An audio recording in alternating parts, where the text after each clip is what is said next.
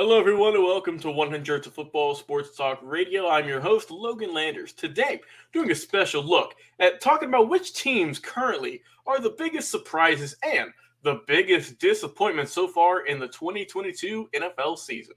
But I can't do it alone. You all know it is Monday, so that has to mean it's another Madman Mancini Monday. Welcome once again, my co-host, Mark Mancini. What's going on? Well, I love you, brother. This is the ATL. We're sweeping it, the most must-see, must-hear show on Mondays, brother. And you're leading the charge. That's the thing. Sir. You're the moderator, man. You are the straw that stirs the drink. Yes, sir. Always a pleasure having you on. Thank you again for the kind words. Hey, if you enjoyed the video episode, like, comment, share, and subscribe. We go live each and every single week, Facebook, YouTube. Check us out on LinkedIn and also on our podcast, available every single day, Spotify, Apple Podcasts, or anywhere it is you enjoy listening to your favorite podcast. We have well over 1,000 over there, and 1,000 plus. I've lost count at this point, Mark, how many episodes we have on Facebook and YouTube. But if you have a suggestion for an upcoming video, please put it in the comments, and we will put it in our schedule for an upcoming week. Well, Mark, you've sent me a list here for some teams that you have who you think are some surprises and some disappointments so far this year. Why don't you give the fans listening, watching at home, who are your surprise teams so far this NFL season? Well, I'll tell you one thing. The biggest surprise is going to be the Philadelphia Eagles, man. You saw what they're doing. They went during the offseason and they picked up some steam. They drafted well. They had two picks in the top 10. They believed in Jalen Hurts. He's 8-0 as a starter. And man, oh man, they haven't missed a beat. They went in Arizona yesterday, survived the bullet. And this Sunday, it's going to be a big one against Dallas in their backyard. So I think Philadelphia, to me, is a real surprise. We weren't seeing this, from afar. Everybody was talking about, the Green Bays and Minnesotas and all this.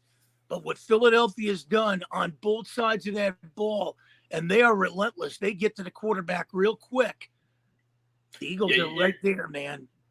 You're not kidding, man. And I mean, a lot of people were hyped about this team coming out of the draft and free agency. They made a lot of moves, and everyone was thinking, this could be the Eagles' year. I mean, they're off to a great start. You can't get more hotter than them. And like you mentioned, they have a big matchup against the Cowboys, who are looking very good with Cooper Rush. Two of the best defenses in the league going at it. It's going to be a great matchup. Oh, no doubt about it. And, this is a team that kind of circled the wagons and believed in themselves. Mm-hmm.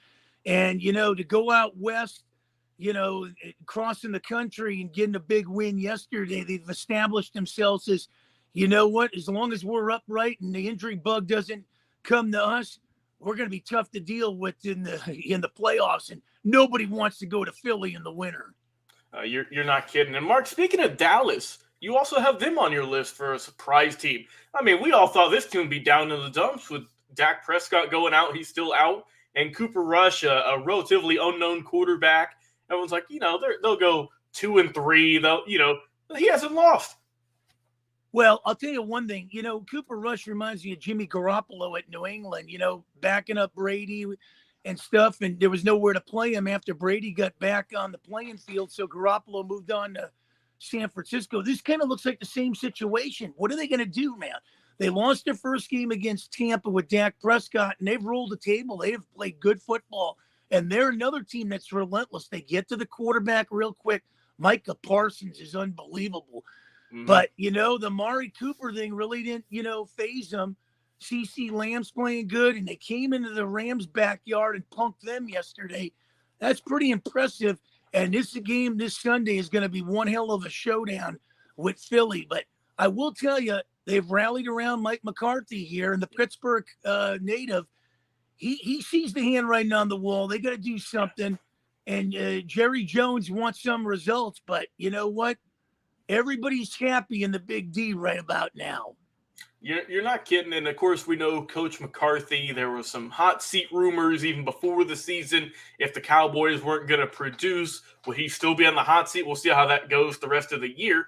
And like you said, Cooper Rush is filled in perfectly. He's played his role. He's not going to go out there and give you 350 for 4 touchdowns, nothing like that. But he's, like you mentioned, like a Jimmy Garoppolo, a game manager. He'll give you the passes when you need him to. He can run a little bit, and he'll mostly just let the rest of the offense do its thing. And also, like you said, it don't hurt them at all. They have a tremendous defense with a bunch of just warriors on that side, man.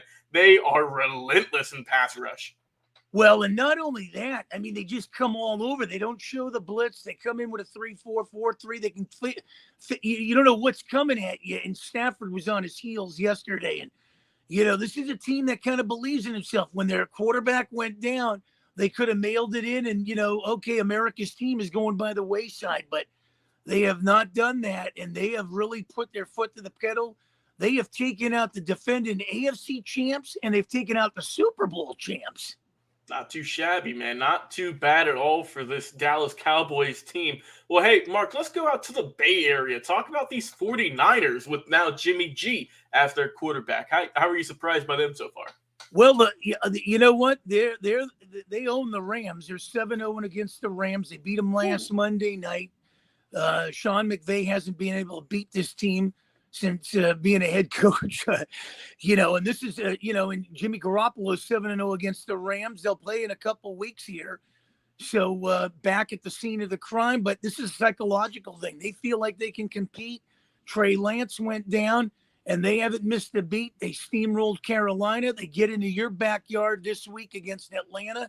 This is a team that, a lot of injuries, a lot of guys have moved on, and yet they still play sound football and being in the thick of things here. If the playoffs ended today, they'd be a playoff team. Yeah, I mean, first in the West, they're looking great. And like you said, they started at Jimmy on the bench. They were going to rock with Trey Lance. Unfortunately, he got hurt and will be hurt the rest of the year. And honestly, though, Mark, that might hurt his chances because Jimmy, we know, signed that 1-year deal, but I mean, what if they go to the playoffs again? What if they make a deep run? Then what are you going to do? Things get even more interesting, and it's going to be, fun to see what they do over there. Of course, San Francisco's got some really good players over there, right? Debo, of course. You got Ayuk, you got Bosa. They have some really good players on both sides of the ball, and it's a real team effort is what they're doing week in and week out. And like I said, 3-2 on the year. They're looking good, and like you mentioned, man, big wins against the Rams and the Seahawks, the Panthers, few of those guys, they're looking real good. Yeah, and not only that, when you look at they seem to play under Garoppolo a little different than Trey Lance. I've never been a big Trey Lance guy. I thought the 49ers should have put that by the wayside, went after Kyle Pitts. You picked them up in Atlanta. That would have been a formidable team with Pitts and Kittle and Garoppolo. They went after Trey Lance. You can't win in this league playing 12 games in some conference I've never heard of. That's a valid point there, sir. But let's go down to Florida. We got two teams you're rocking with. Let's start with the Jacksonville Jaguars and Sunshine Trevor Lawrence leading the charge. 6'5", pocket passer. I love him. They've been struggling of late, lost 2 in a row. Pretty interesting shocker yesterday, but the Texans kind of owned him in the series. They had the Baselli, hanging his jersey and stuff like that and all that hoopla, but they didn't show up. They lose to Houston. Big loss there. Hopefully this is not a loss that comes back and, knocks you out during the season. We've seen these kind of losses happen with the Chargers last year, kept them out of the playoffs, losing a game against Houston. So hopefully this doesn't, sidetrack the Jaguars, but I still think they're the best team in this division. They got the best quarterback. Doug Peterson's a player's coach. They'll right the ship. I like what's going on in Jacksonville. Back-to-back number 1 picks. This is one hell of a surprise, and they're playing on house money. Yeah, they've got a good chance. And like you said, the loss the other day to the Texans was a heartbreaker. They should have won that one easy. They just couldn't get any offense on the board. Only scored 6 points the whole game. But the thing about Jacksonville, if you look at their schedule, if you look about who they've played so far, it's not like they're getting blown out. They're losing close games, winnable games that, if one mistake didn't happen here, if you got an interception here or there, they could have won. And like you said, I think it really took the NFL world by storm week 2 and week 3 when they shut out the Colts. And then they beat up on the Chargers 38-10. Like you mentioned, they've struggled, lost 2 in a row. But upcoming next, they got the Colts again in that revenge game. I think it's going to be a closer battle. But this is really how we're going to see how these Jaguars can do if they can beat their other opponents in the AFC South. Yeah, whatever they were doing with the Colts when the Colts came to Florida and going to L.A., They got to keep that going, because somewhere along the line, when they took that 14-0 lead on the Eagles, the wheels are starting to slip a little, and you got to right the ship. You're right. That's going to be a hell of a game up in Indianapolis. The Colts are a different team at home, and this Colt team believes in itself too. Watch out, they're starting to get untracked here with Matt Ryan. So the Jaguars are going to have their hands full up in Indy. Yeah, we'll see what they can do. And Mark, let's talk about your last surprise team, also in Florida. We're going to Miami. Let's talk with the Dolphins, man. Let's talk about Tua.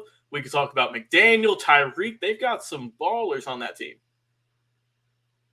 Well, I will tell you that when you look at it with Tyreek and Tua, the big question there is the last two games, Cincinnati and the Jets have beat them.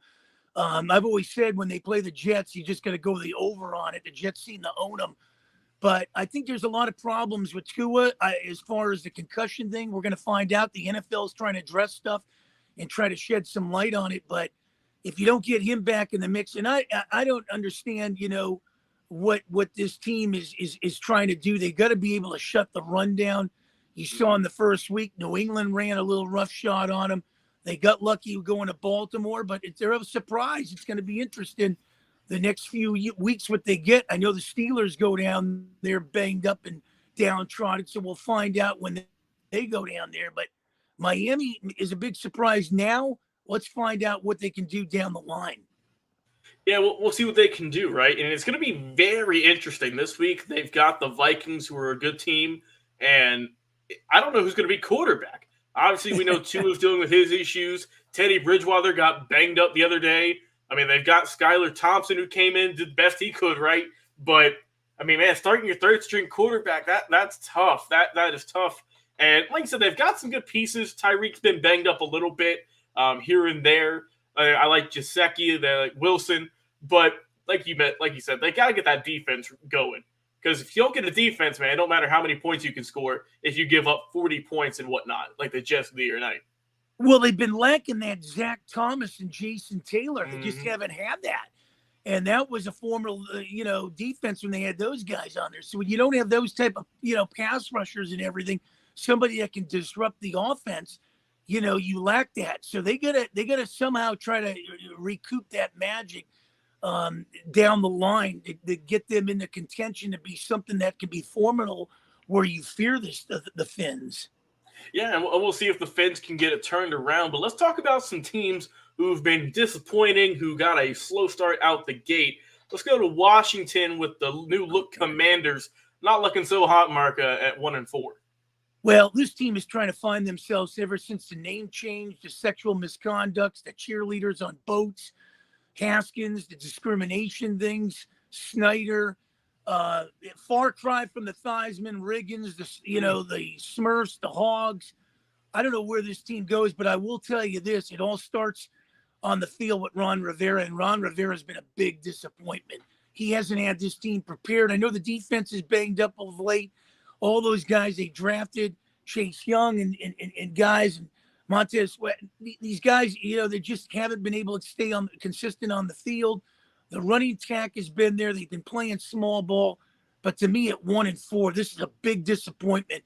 And if you don't turn the season Thursday night in Chicago around, wow, you might have a lost season after 6-7 games here. Yeah, it's not looking too pretty. Carson Wentz, he's doing his thing the best he can. Like you mentioned, I think really the defense has just been a letdown. I mean, a team that looked tremendous in 2020, didn't do nothing last year, isn't looking the greatest this year. I don't know what happened. They just can't get it going. And like you said, 1-4, they got 1-0, and then they've lost 4 in a row. If you want to see who I think is going to win Chicago and Washington, check out the video me and Jeremiah Long did. But that, it's going to be tough to see, man, because, I mean, the Bears got some good potential, and I don't know, man, Washington just feels like they're on the ropes right now. Well, in Washington, when I look at Wentz and followed him, since I was a kid on the NFC side of things, they have a quarterback there that I haven't seen since Kirk Cousins.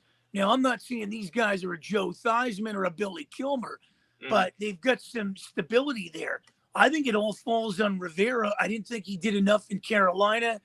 I think he was just cashing checks with Cam Newton there. But when he came to Washington, something's been lost with this team over the last few years. They had one hell of a defense 2 years ago, and now it's just falling apart and losing division games to Dallas and Philly. That doesn't help things right away. You're not kidding. We'll see what Washington can do. But let's move over to the West with the Las Vegas Raiders. We knew one of the teams in that West division wasn't probably going to be as hyped up as it's going to be. And right now it's looking like it's going to be Vegas. Well, I'll tell you, I like Carr. I like Devontae Adams. They got wide receivers. McDaniels, I thought, learned a lot his first go around. Went back to New England, then came out to Vegas. I think this, it's a disappointment to a certain extent, but I think they'll right the ship. I wouldn't be a bit surprised if they go into Kansas City and beat the Chiefs today, knowing what's at stake. It's a division game. They play the Chiefs pretty tough. But, it's been a disappointment so far. Some of these games they've struggled. Even their win against Denver was a struggle. But they've been in the games they've lost. They've been pretty close. The Chargers the first week. Arizona beat them at the, pretty much the last seconds after surrendering an 8-point lead. So the Raiders have been a disappointment, but Raider Nation, believe in them. I think they'll right the ship and they'll get this thing turned around. They'll be in the playoffs, I think. But right now they're a disappointment in my book. Right. And like you said, there's a lot of hype around this team with all the big acquisitions, the big contracts they were giving out. And like I said, the offense, they seem like they're getting in a groove now finally with Carr, Waller, Adams, all those guys. But they're still trying to get the defense on point. And that's been their biggest issue the last 10, 15 years is just giving up too many points. They gave up over 20 points in all their ball games so far this year. And we know with Kansas City, they're probably going to put up that and then some because Patrick Mahomes just absolutely demolished. No matter who he's, if it's home, it's away, he always puts up a good performance because he is a great quarterback. So we'll see who that game goes tonight, Monday Night Football. But like I said, I think the Raiders, they got the pieces in. They really do. And I think it was just maybe, with McDaniels coming back into coaching, head coaching, maybe he was just nerves. I'm not sure. But I feel like after the win this past week against the Broncos, maybe that could build some momentum coming into this game against Kansas City tonight. No doubt about it. And how many guys would love a Max Crosby on their team? Whew. You're not kidding, man. You are not kidding. That guy is a monster on the line. But let's go down to the Music City. Let's go down to Tennessee and talk about these Titans with King Henry. Well, Mike Vrabel's got, his work cut out. This team, started out a little slow. They got beat by the Giants in the first week. Maybe they had that hangover when Cincinnati came in their backyard and knocked them out of the playoffs as a number one seed. But, King Henry, they go as far as King Henry. I don't think Ryan Tannehill is going to lead this team. It's been a disappointment. I know they're sitting ahead. They're in the thick of things there. But to me, so far, it's been a disappointment. They lost their pass rusher to start the season with an ACL. Injury and, it's that set them up. But, John Wooden always used to say, no excuses, make adjustments, even when you have injuries. Yeah, no doubt. And like you said, the Titans right now 3-2 up top in the South, but they haven't looked like the dominant team that we saw in years past.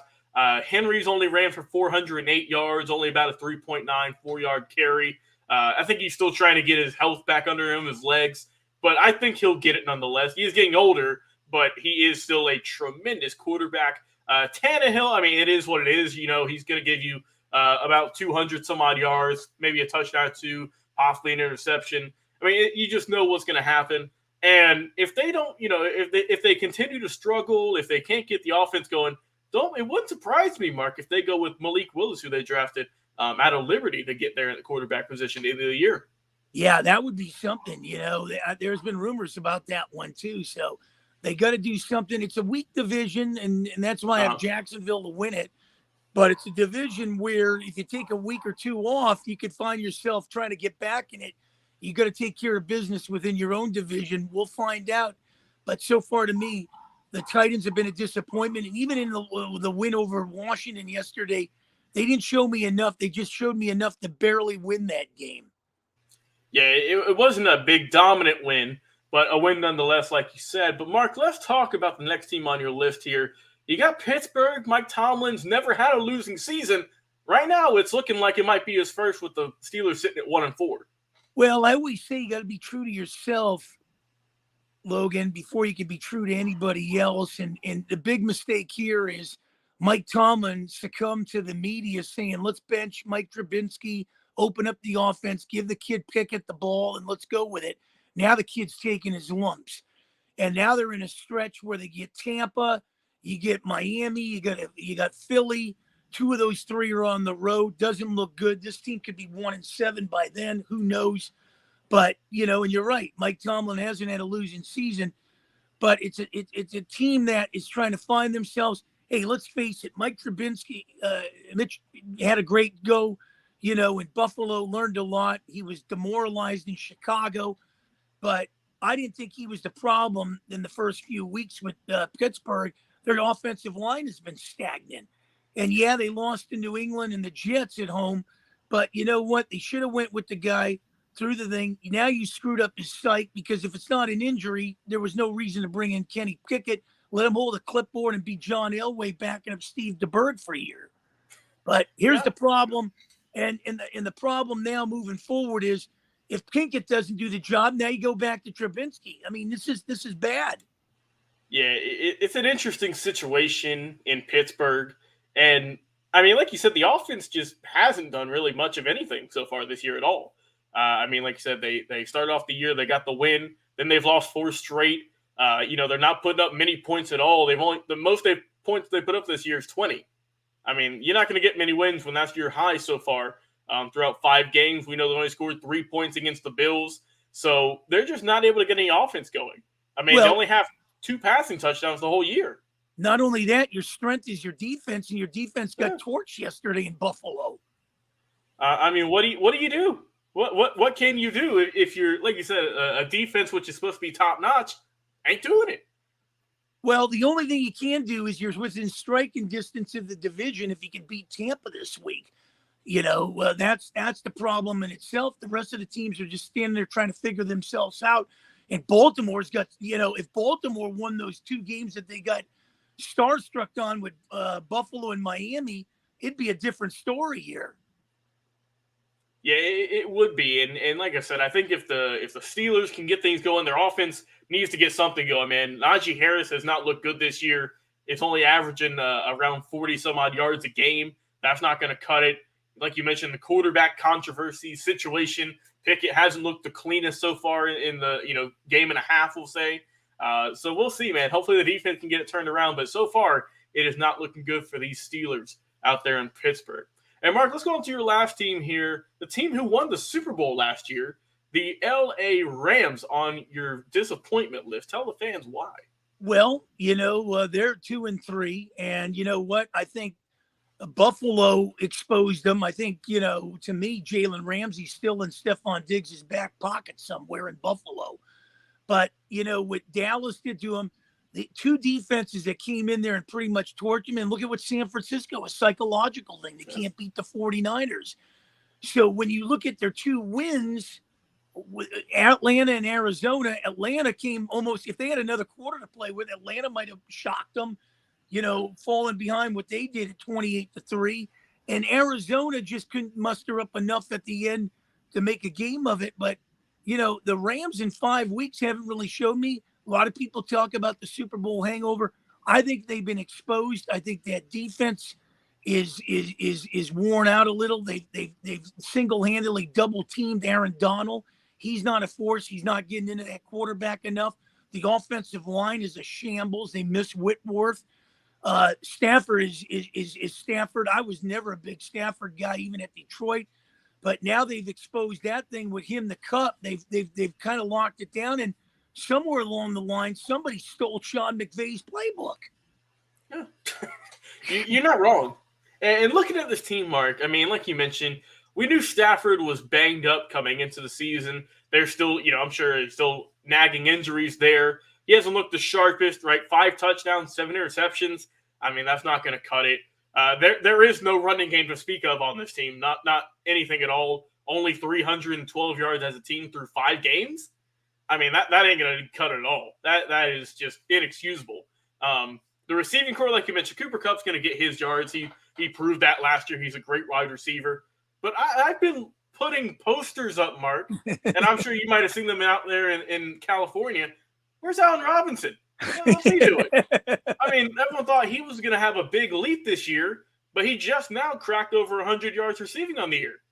And like you mentioned, the defense, they're just double-teaming Aaron Donald.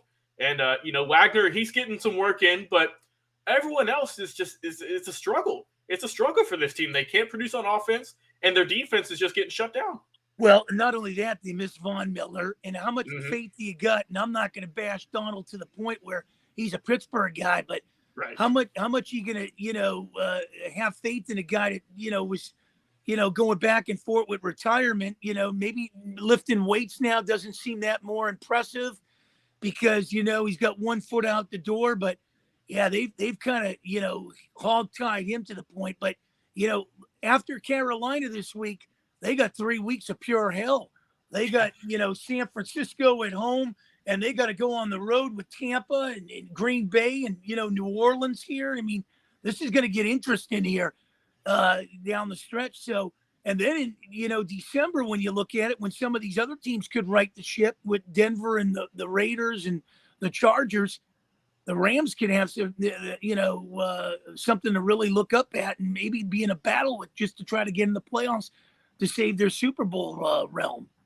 Yeah, and we'll see what they can do. An interesting stat, in all the 3 games they've lost this year, Mark, they've only managed to muster 10 points in those bowl games, either 10 or less. So when the offense ain't cooking, it is ice cold. They are not getting nothing going. Like I said, they've got a warm-up game, I'd say, in Carolina, who hasn't looked good at all this year. They weren't expected to be good. That's why they're right on the list.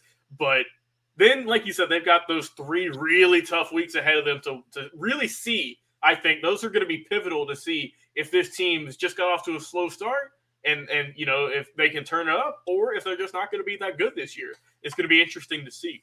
Well, Mark, do you have any final thoughts or any other teams who might have just missed the cut on either side?